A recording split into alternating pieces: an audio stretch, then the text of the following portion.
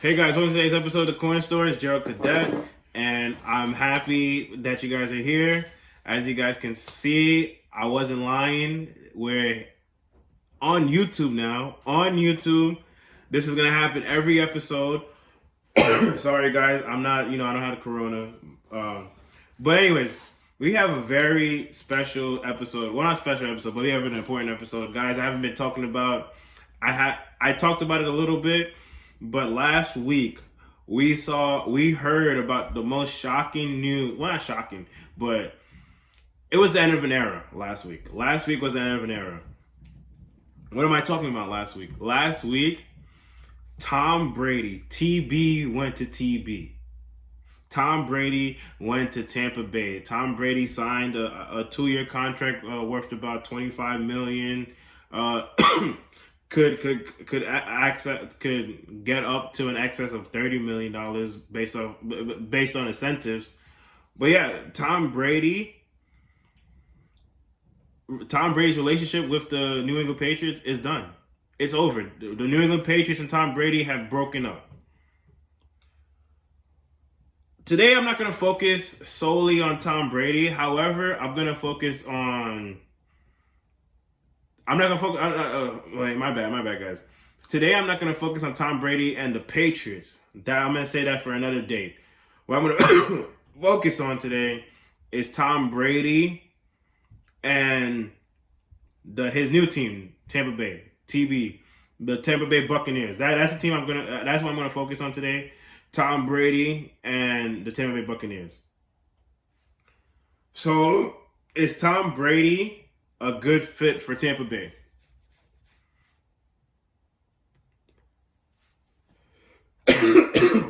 I think so. I do think that he's a good fit for Tampa Bay, especially offensively. He's a good fit for Tampa Bay. Cause let's look at the numbers real quick, right? Offensively, Tampa Bay was third in the league last year in points per game, averaging 28.6 points per game. Yards per game, they averaged almost 400 yards a game, 1 yard off of 400 at 399. That's third in the NFL. They were first in passing yards, of course, because Jameis Winston was number one in passing yards this last season. And points per possession, they average about around 2.8, almost 3 almost 3 points a game. Sorry, guys. And that was ninth, top 10 in the league in that. Their defensively, their defense seemed like it was a problem.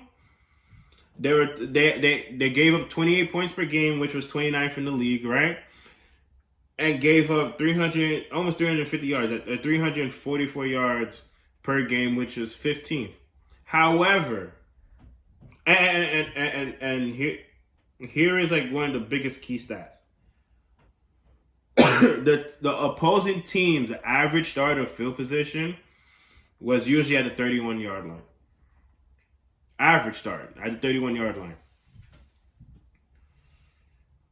Why do I think these numbers don't mean that much in basically in the in the full scheme of things, right? Why don't I think that these numbers align? Exactly. They say numbers never lie, but these numbers align. Their defense was illed by sudden change. Well, what a lot of people call sudden change. What do I mean by that? Sudden change. Well,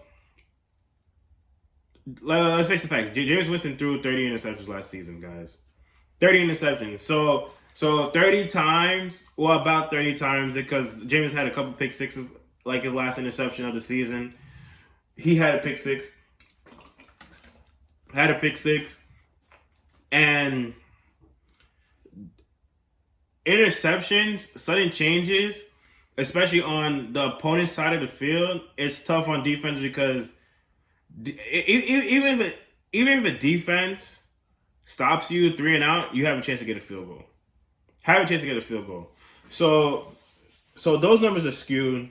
Watching the Tampa Bay Buccaneers last year, I watched a couple games. I watched the game against the Giants, of course. I watched the game they played San Fran early in the season. They played the Panthers twice. They played the Panthers, which was on live television. I seen those games. Their defense is solid. I love Todd Bowles as a defensive coordinator. He's a great defensive coordinator. He's a very aggressive defensive coordinator. He brought out the best in people like Shaq Barrett. Shaq Barrett led the league in sacks, ahead of Aaron Donald, ahead of Chris Jones, Clark, people like that. Jadeveon Clowney. He led the league in interception, in sacks this season. Now, this is how Tom Brady is going to come in, right? First of all, the defense started at the 31-yard line, right? The defense for the New England Patriots in retrospect last season started at the 20. The opposing team started at the 24-yard line, 25-yard line because it was 24.8, 25-yard line, right? Tom Brady is not going to put you in harm's way. We have seen that year in and year out. Tom Brady does not put your team in harm's way. He's going to make sure that defense is going to play their spot. He's going to make sure that the defense doesn't have to get on the field suddenly, unlike Jameis Winston did. Jameis Winston was a gunslinger. Let's face that. He was a gunslinger, and that's all right. That's all right. Some people are meant to be gunslingers. Jameis Winston is one of those people. But Tom Brady's so influential, so diligent, so maniacal, so precise in everything that he does. When was the last time Tom Brady had over 10 interceptions in a season? I think I need to check that for next time, but I don't remember the last time he had 10 interceptions in a season. So you know that they're gonna take care of the ball. Tom Brady finally has weapons. He has Chris Godwin, a 1,200-yard receiver. Mike Evans, a 1,200-yard receiver. You have freaks in Cameron Brate that seems to be always open if you watch any Tampa Bay games. And then you have O.J. Howard. People who are still high on O.J. Howard. 6'5", 250, runs a 4.5 40, could catch speed out of close to receiver speed basically. And that he's a tight end. Offensive line is not terrible, but like I said, they finished off 7-9 last season. Jameis Winston threw 30 interceptions. A 7-9 team when the starting quarterback throws 30 interceptions, that's practically unheard of. So I think with Tom Brady on the team, football is unlike basketball. You need to play the game to understand how your team's going to gel and everything. But I feel like at the end of the day, Tom Brady is going to the playoffs with the Tampa Bay Buccaneers. 1 or 2 seed, I don't know, but I think for Tom Brady's sake, he gets that 1 seed. But I don't think the Bucs will be the best team in the NFC this season. So that also remains to be seen. Now I'm gonna give you guys. I'm gonna talk about the breakup between Tom Brady and Bill Belichick for a second. It's a brief breakup because I'm gonna do something a little bit bigger later on, guys. Watch out for that. Bill Belichick and Tom Brady breakup. It's coming. I'm not gonna tell you guys how it's coming, but it's coming soon. So basically, if you guys have been following along since 2016, 2017, the breakup was evident. The breakup was imminent. The whole story about Bill Belichick trying to trade Tom Brady going to Robert Kraft, so that doesn't happen. That already brought friction into New England. Going along with the fact that Belichick had to trade his guy, Jimmy Garoppolo, brought more friction. But when you understood that the time in New England was up between Belichick and Brady was at the beginning of training camp, there were reports that Tom Brady put his New England house up for his Boston house up for sale. You don't put your house up for sale if you don't think that you're not gonna move. I don't know. I don't know people who put their house up there for sale and think that they're not going to move. That doesn't happen. But you're not going to put your house up for sale if you don't think you're going to move. So Tom Brady knew since August. Maybe Tom Brady knew since back in 2017 when his contract was up. He wasn't coming back to New England. Actually, there's also reports that Tom Brady was Tom Brady was going to hold out during training camp because of the offer that he got. He wasn't going to get a 2-year extension. So it had to happen. You hate to see it happen. Tom Brady, the Belichick Tom Brady era is, especially in my generation, because I wasn't born for the Bulls 6 feet. Definitely wasn't born. I wasn't even a thought. I wasn't even. I'm not gonna say that. We're gonna keep it PG. But during the Celtics dynasty in the 60s, the Steelers dynasties in the 70s, it wasn't there for that. But I was there for all of Tom Brady's 6 Super Bowl wins. I was there for Bill Belichick's 6 Super Bowl wins. I was there for them making us the AFC. They made the AFC Championship every year. Made the AFC Championship every year in the decade except 2010 and 2019. 2010, 2 years, so 8 straight years in between them. So at the beginning of the dynasty, at the beginning of the decade, they didn't make it. At the end of the decade, they didn't make it. But in those 8 years between, they made at least the AFC Championship. At least the AFC Championship. If that's not impressive, I don't know what it is. I don't think we'll ever see something like that. A lot of people think that the Chiefs are going to be like that. I don't believe that. But for Tom, this dynasty is something that we all are going to cherish and will cherish for the rest of our lives. Salute Belichick, Brady. They both want to show the world that they did not need the other. Brady's trying to win a chip. Belichick is trying to win a chip. It's basically, if you guys don't know history, it's basically the race for arms right now. In a sense, Brady's like, now he's moved to another place where like he can be himself. He's also with a quarterback whisperer in Bruce Arians, who's sorry guys, who's coached people like Peyton Manning and Ben Roethlisberger. Actually, before Bruce Arians, Ben Roethlisberger was just a big guy that would run around and dink and dunk. But because of Bruce Arians, Ben Roethlisberger has become, though the Ben Roethlisberger we see now is because of Bruce Arians. We also have Andrew Luck with Bruce Arians. Bruce Arians will get Tom Brady right. He will get Tom Brady. He will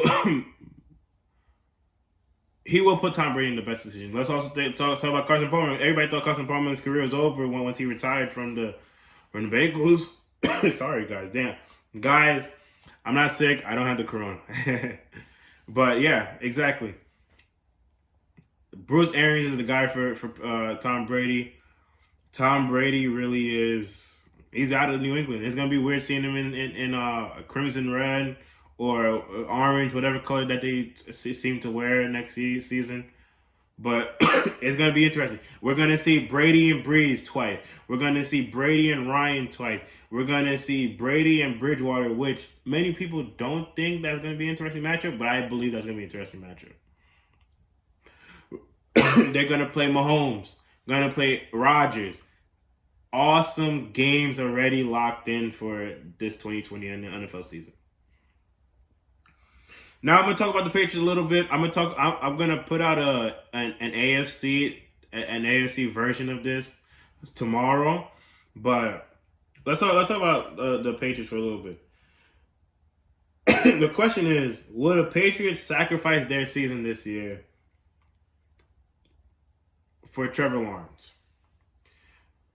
I don't think they should, because I haven't seen enough of Trevor Lawrence. I know about that one big game against Bama last season, but I haven't seen enough of Trevor Lawrence to have them do something like that. But here are options that I believe are viable options that could bring the Patriots. The Patriots, they haven't really done any noise in all season. They signed Devin McCourty to a big contract, and it's 2 years left. It's only 2 years. He's about 33 right now, but they have Jeff Stidham, and then they signed Brian Hoyer back. Brian Hoyer understands the offense, but I don't think Brian Hoyer and Jeff Stidham are the answer.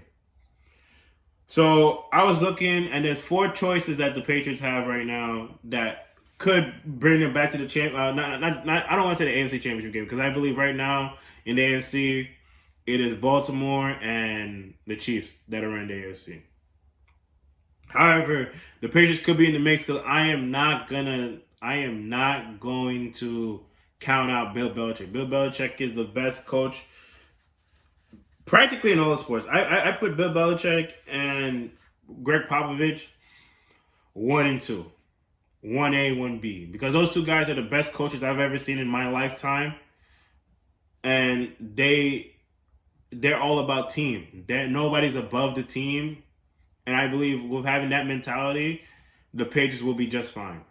However, here are the 4 quarterbacks I think the Patriots would gain the most success from with. I believe Andy Dalton, who they could get via trade. I don't know how they'll manipulate that trade, but Andy Dalton's stock has dropped, so they could get him for cheap. Jacoby Brissett, bring him back. Right now, the Indianapolis Colts signed Phillip Rivers for 1 year. Maybe Phillip Rivers is a transition quarterback, so the Colts could get another quarterback next year's draft. Maybe they're looking at Trevor Lawrence as well. I don't know. A lot of people now in the mock draft have Julian Love out of Utah going to New England because of this. He's a draft option. Maybe he might go. Or, and this right here is going to transition to my next topic. We could talk about Cam Newton. He's now a new free agent, recent free agent. Cam Newton. The reason why I don't want a quarterback. I used to be on the Andy Dalton bandwagon. I used to be like, Andy Dalton should be the Patriots' viable option. However, with the whole Cam Newton fiasco, I think Cam is the best person for New England at the moment. I think Cam is going to learn a lot from Bill Belichick and the New England organization. I think Bill needs someone different from Tom Brady. And Cam Newton is the most different guy from Tom Brady. A runner first. He's not as meticulous when it comes to route running. He's not meticulous when it comes to like Tom Brady. If you watch him closely, 1, 2, 3, the ball's out. Cam Newton is more like he's an improviser. He's an improviser. When I was speaking about Cam Newton, like I just said, he just recently got fired. Basically, he recently got fired. Cam Newton Cam Newton was cut. They didn't say released, they said cut by the Carolina Panthers around sometime this past week, around Tuesday, I believe. And to be honest with you guys, I think this was writing on the wall since about, let's say, after his MVP season. And then I was looking at the number. I looked at the numbers after his MVP season. He threw for 3,500 yards, 19 passing touchdowns, 14 interceptions. That was 2016. The team went 6-8. He 2017 he went 3,300 passing yards, 22 passing touchdowns, and 16 interceptions. But the team goes 11-5, makes the playoffs. They lose to the Saints in overtime in the wild card round. Playing your division rival a third time, that's always hard to do. And then I believe there was a mistake. I can't remember when. I think it was like 3rd-8. They called like a false start on Cam Newton or Christian McCaffrey, but I believe the referees got that wrong. But I digress. 2018, they went 6-8 because he played 14 games. 3,300 yards again, 24 passing touchdowns, 13 interception. But that 2018 season, he was the most accurate at 67% completion percentage. His best completion percentage of his career. That was, I believe, that's the first year North Turner was there. And I seen a rise with Cam. I seen that Cam was trying to get back to form. I believe those past 3 years, actually, he was hurt, to be honest with you. That's what I personally believe. However, the transition that the Panthers made from Cam to ultimately Teddy Bridgewater was softened up. It was softened up due to the performance that Kyle Allen had. Kyle Allen went 4-0 at the beginning of the season when he was first implemented as a starter. 4-0. But then the last 8 games went 1-7. However, since he went, how did he go 5-7? And the last I just said that he went 6. The past 3 seasons he went 6-8 twice. Cam Newton. That gives leverage to a GM saying, "Hey, we just went 5-7 without you guys." And then this was a backup quarterback. I believe Kyle Allen. I don't think Kyle Allen was a rookie, but Kyle Allen was a backup quarterback at the end of the day. Second year. We could do. We don't necessarily need you. That's basically what they said. The Panthers did. So having those things really helped. Having Kyle Allen there as a buffer really helped the decision making. Plus, you fired Ron Rivera. That was, I believe, Ron Rivera was Cam. Like I said, I think the Panthers wanted to move on from Cam Newton since 2016. I believe that Ron Rivera was Cam's biggest supporter and biggest defender. Because I believe without Ron Rivera, the Panthers organization would have moved on from Cam Newton since after the 2016 season. Actually, the two teams I believe need Cam Newton. I believe the Chargers. The team is intact. The team has everything there. The team is actually trying to get better at the offensive line. They got Trey Turner from the Panthers, actually. I believe they're gonna go in the draft. They're gonna go for offensive line play. Their defense is perfect. I don't want to say perfect, but the defense is great. Maybe you add in some linebackers. The receivers are off the chain. Keenan Allen, and those boys are Mike Williams from Clemson is there still. Everything is there for Cam. Tyrod Taylor they said that they're gonna move on with Tyrod Taylor. The Chargers did, but I do not think Tyrod Taylor. Ever since I've seen him play against the Jacksonville Jaguars in the wild card round, 2 years ago, 2017 season, I'm not a Tyrod Taylor fan. Tyrod Taylor had so many opportunities to win that game, and he couldn't get it done.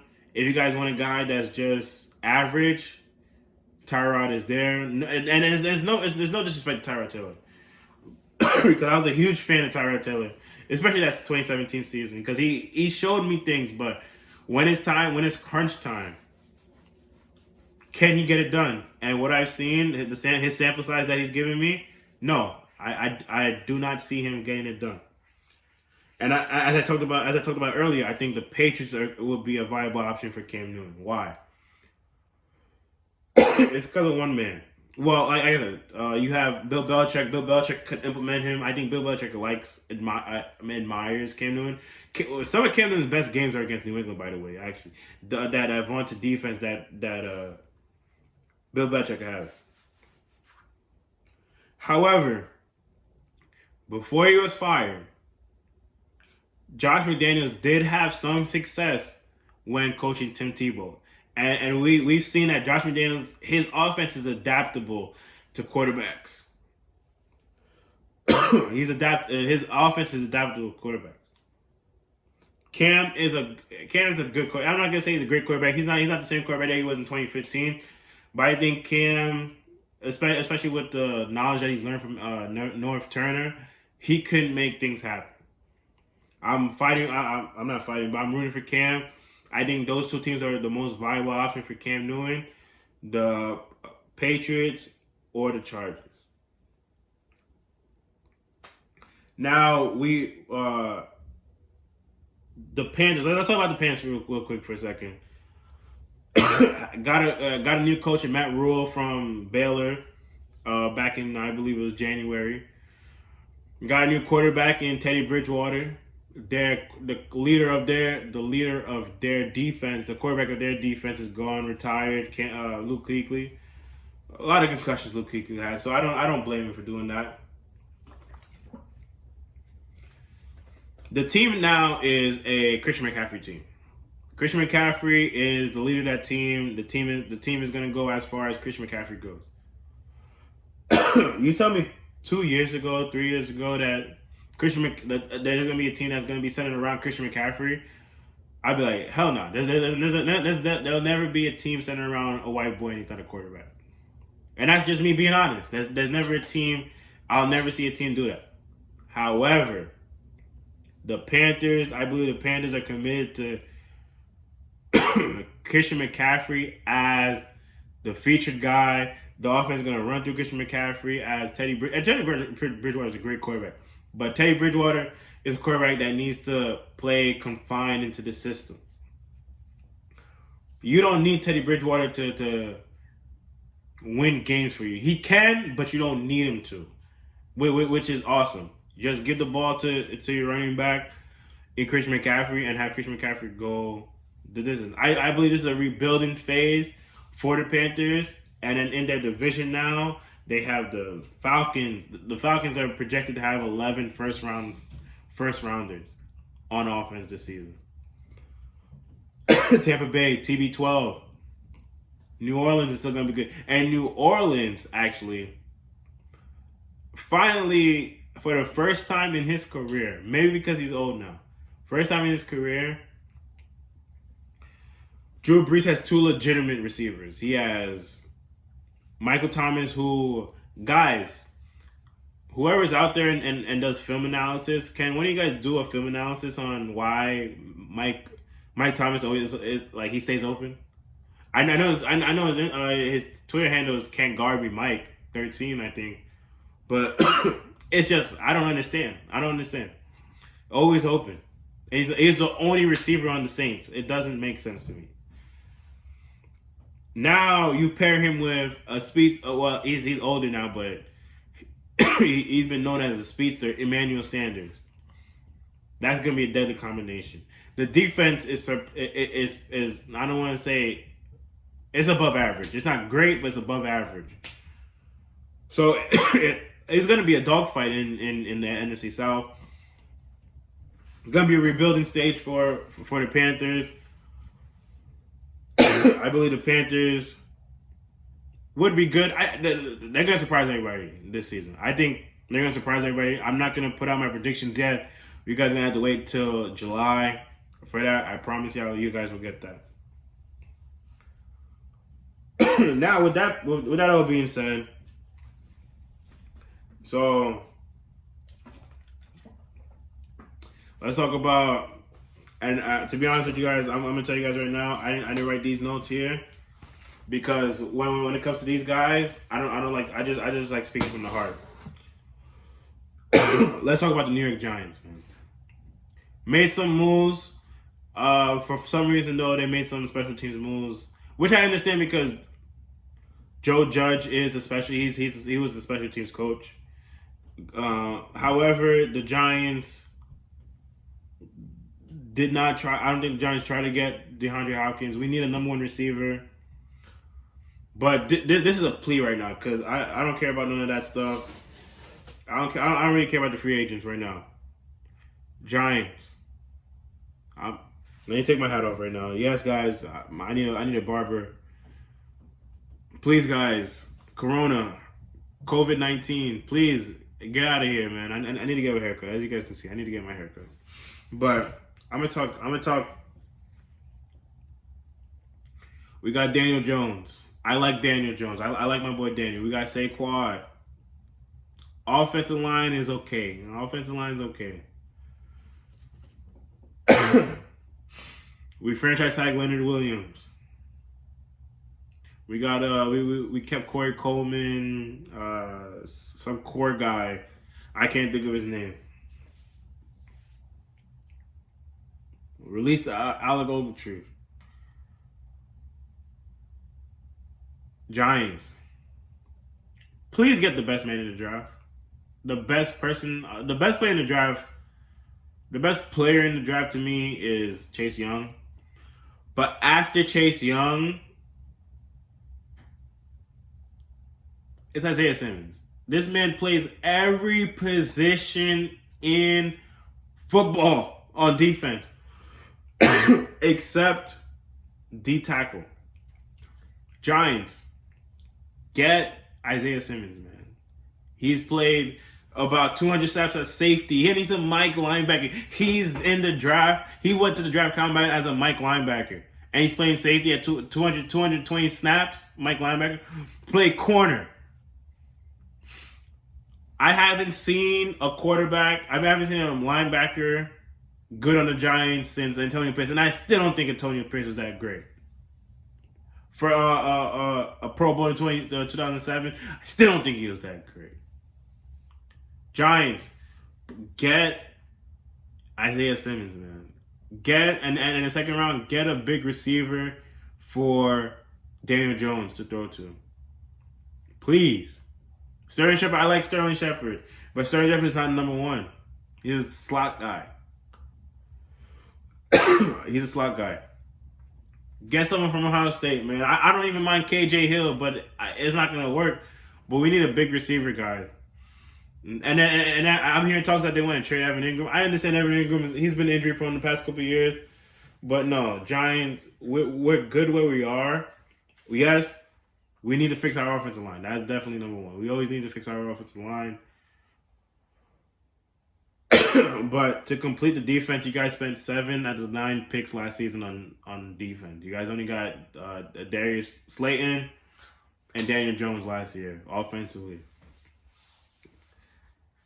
Get Isaiah Simmons. Please, get Isaiah Simmons. Try and get Jadeveon Clowney because I love Lorenzo Carter, but he can't do that on his own. He just gets double teamed. Get Jadeveon Clowney as the team will be good. I like Dexter Lawrence. He's great. I like like I said, Lorenzo Carter. He's good. DeAndre Baker. I don't know. Oh yeah, we also got James Bradbury from the Panthers. I forgot he's our big free agent signing. Bradbury's okay. He's okay. Like there's no it wasn't like oh damn we got Bradbury. He's okay. But Giants, like I said, forget about that. It's all about Isaiah Simmons. Get Isaiah Simmons, Giants. That's all I ask for you guys. That's all I want. Get Isaiah Simmons. So now in the meantime, well, let's answer some questions. Right now, yes, guys, I don't have my haircut. Yes, guys, I'm wearing a Los Angeles Dodgers hat. You see the Western Dodgers. You could tell I'm from New York.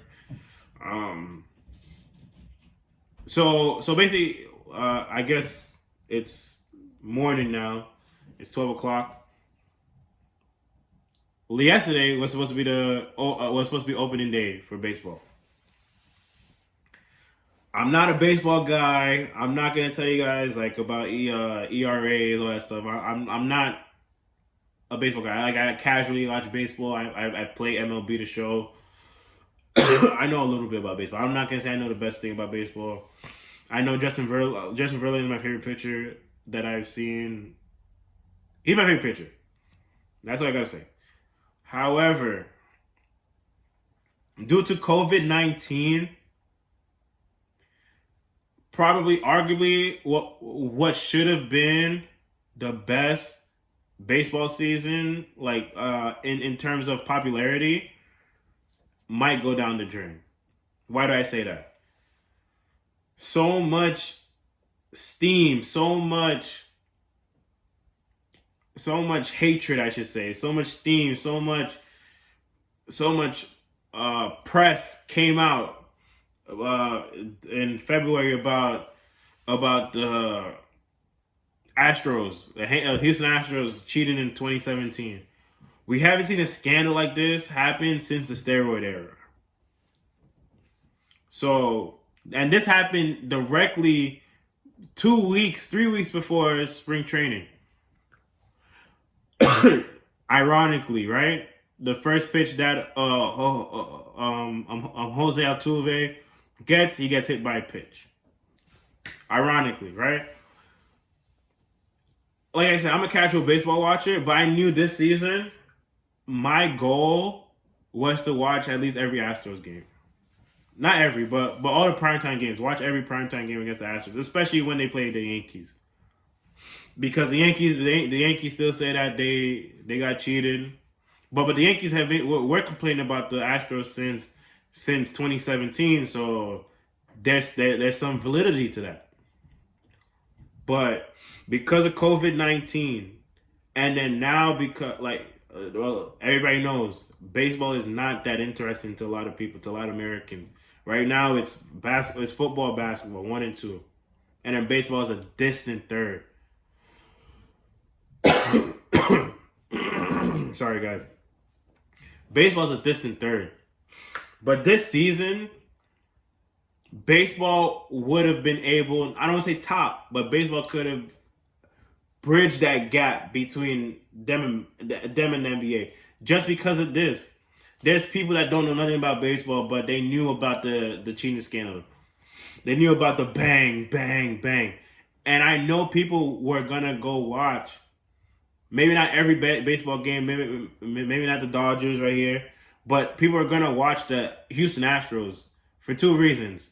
Either you wanted to actually see them in the act, or like try to like see like if they really needed the pitch count, the understanding, knowing the pitches. You're gonna watch them because you hated them, or you're gonna be a Yankees fan. You're gonna be like, hey, they cost us the World Series, they cost Aaron Judge the MVP, and now it's time to get our revenge. That was gonna be front page news every day. Every day when you will go on SportsCenter, that would have been the headline. But due to coronavirus, I think now that steam is over. I don't think anybody, not as much people, will be interested in baseball now, which is a shame because I feel like this season coming up, especially for the Astros, imagine this, right? You get caught, your manager got suspended, your GM got suspended, you fired the GM, fired the manager, and then what happens if the Houston Astros turn around and win the World Series this season? It's basically like a FU to the whole major leagues. Every major leaguer, from Mike Trout, the best player, Ballinger, Chris Bryant, Aaron Judge, they're all condemning the Houston Astros for what they did. Imagine if they just go back and like have a revenge tour and say, "F you." Like we were good even without these tactics. That would be interesting. People are saying that because they didn't use the tactics last year, that's the reason why they lost to the Nationals in Game 7.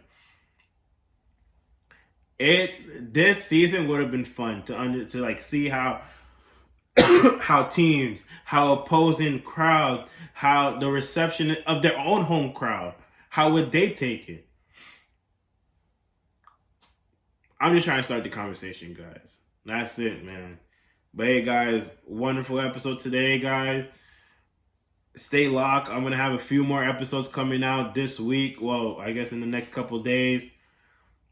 And guys, things are gonna happen. Like I said, guys, I'm now on YouTube now. You guys, I still have you guys on I'm still gonna be on SoundCloud, YouTube. Follow, subscribe to my YouTube channel, like, share, and comment on this video, guys.